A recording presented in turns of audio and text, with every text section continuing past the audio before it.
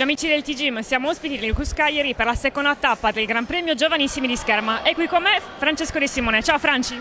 Ciao Roberta, ciao a tutti gli amici del TGIM, benvenuti al Cus Cagliari. Grazie, com'è andata la giornata di oggi?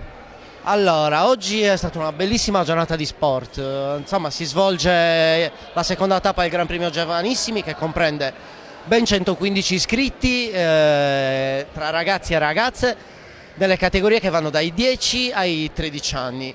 Si cimentano in competizioni sia di spada che di fioretto ed è un bellissimo momento di promozione del nostro sport. Abbiamo 4 società a Cagliari, una a Nuoro e 2 a Sassari, sono tutte qua riunite per combattere e competere secondo i principi di lealtà del nostro sport. Ma oggi voi del Cus Cagliari che avete combinato?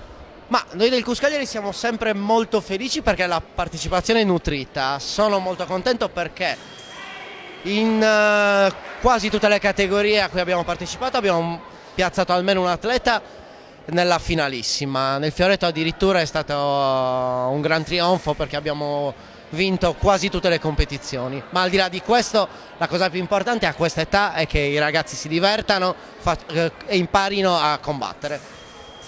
Ci sono altri eventi in programma?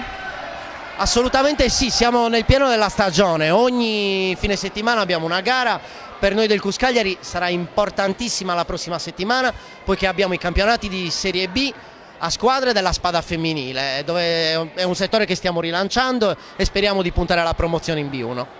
Noi ti ringraziamo e ti salutiamo. Grazie a te Roberta, ciao a tutti.